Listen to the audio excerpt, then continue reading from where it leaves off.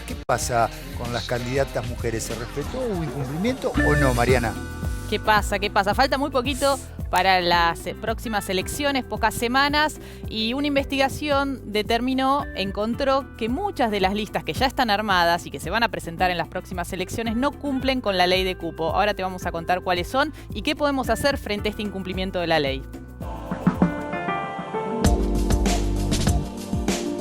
La ley de cupo femenino fue sancionada en 1991 y puso al país a la vanguardia en relación a la participación femenina en política, porque establece que las listas electorales deben tener un mínimo del 30% de mujeres candidatas y en proporciones con posibilidad de resultar electas. Y dice que no será oficializada ninguna lista que no cumpla estos requisitos. Casi un cuarto de siglo después, más de un 10% de las listas de las PASO no cumplió con el piso de candidatas mujeres. Según un informe del equipo latinoamericano de Justicia y Género, las listas de todo el país para cargos en el Congreso Nacional muestran que en algunas provincias el incumplimiento de la ley de cupos llega al 50%. En Vivo en Argentina abogamos por los derechos de las mujeres, así que vamos a tratar de saber por qué aún hoy la participación de la mujer sigue siendo una deuda de la clase política, si hay lugares y partidos menos dados que otros a sumar mujeres a las listas, y lo que es más llamativo, ¿por qué la justicia avala listas que no representan la ley?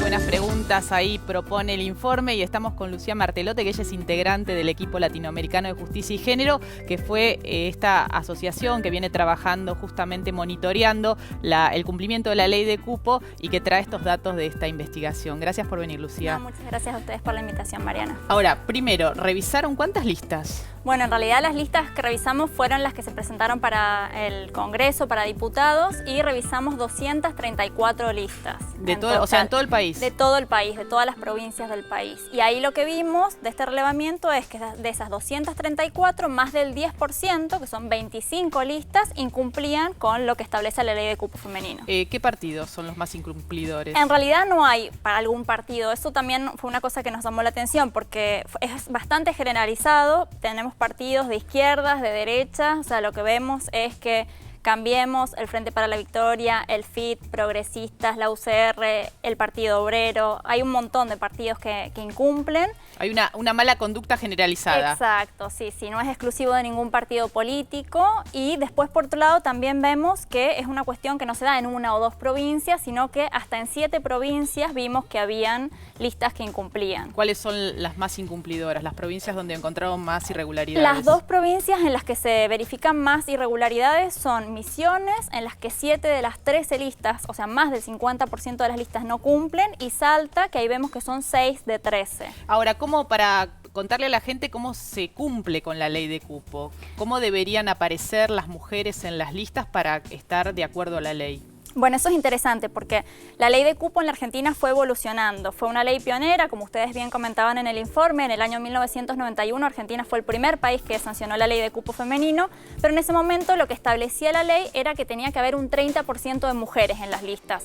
Entonces, ¿qué pasaba? Las ponían al final, ¿no? Exacto, justamente. Lugar 20, 45, nunca iban a resultar por ahí elegidas, ¿no? Entonces, bueno, fuimos avanzando con diferentes acciones de amparo y los decretos reglamentarios. En el año 2000 el primero y en el 2005 otro decreto, que lo que van haciendo es tratar de que estas trampitas que hacían los partidos políticos no puedan hacerse y que las mujeres tengan que estar en el 30%, pero con posibilidades reales de ser electas. Lo que hay que contextualizar, ¿no? ¿Por qué es importante una ley de cupo y por qué fue tan importante en ese momento? Porque es una forma de discriminación positiva, es decir, hay un análisis, un contexto en el cual se sabe que a las mujeres les cuesta en las agrupaciones políticas acceder a los lugares de poder. Por eso es necesaria una acción de discriminación positiva donde se impone que mínimamente tiene que haber este cupo de un 30% en cargos de ser electos. Y lo que es interesante es que esta ley, que ha sido pionera en el mundo, lo que generó es que hoy en la Argentina tenga uno de los congresos nacionales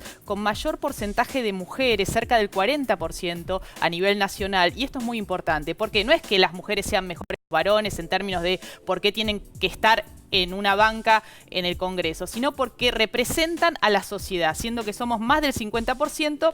deberíamos ser más del 50% en las bancas de diputados para tener una representación democrática, ¿no? Este es el fundamento por el cual se imponen o se impulsan este tipo de normativas. De leyes, exacto. Y lo que vemos también que Argentina funcionó como una especie de difusión, y a partir del caso argentino muchos países, no solo de la región, sino del mundo, en América Latina ya 17 países cuentan con leyes de cupo. Las últimas 2 que sancionaron fueron Chile y Uruguay, que recién en estos años, en Uruguay en el 2014 y en Chile ahora en 2015 se sancionó la ley de cupo.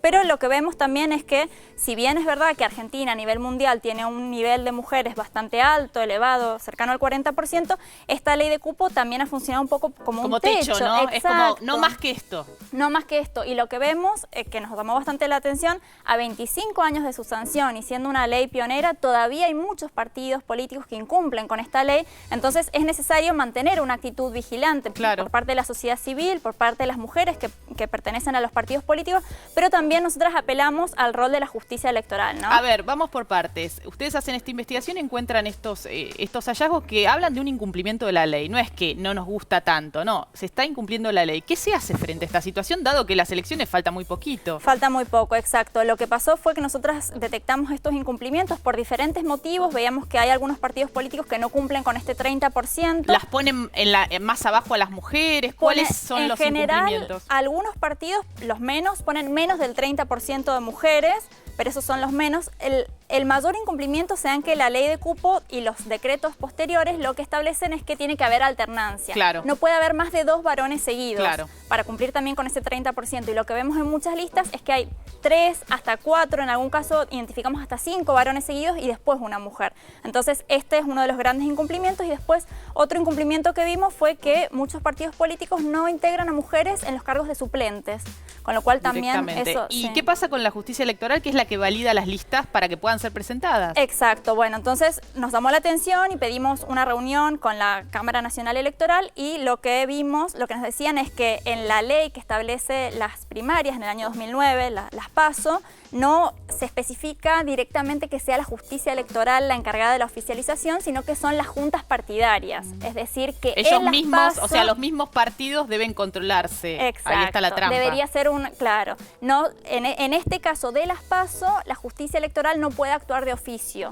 sino que tienen que ser o las mujeres de los partidos políticos que ven que se están incumpliendo sus derechos, o la sociedad civil, como en nuestro caso, que identifica estos incumplimientos. Entonces, frente a esto, lo que pudimos hacer, y que esperamos que surta algún efecto con respecto ahora a las elecciones de octubre, es que mandamos unas cartas junto con otras 3 organizaciones de la sociedad civil a los juzgados de primera instancia de estas 7 provincias que nosotras vimos que incumplían, identificando cuáles eran las listas que incumplían y los motivos, y esperando que estas listas, ahora que son las elecciones oficiales, sean objetadas. Exacto, y que la justicia electoral en este caso sí ejerza el control, el debido control. Exacto. Las mujeres que integran esas agrupaciones políticas en esas listas donde no se está cumpliendo, ¿han podido levantar la voz o no? La verdad es que es bastante complejo. Algunas mujeres de esos partidos políticos nos avisaron que se estaban incumpliendo, pero también, como nosotras bien decimos en nuestro informe, es muy difícil dejar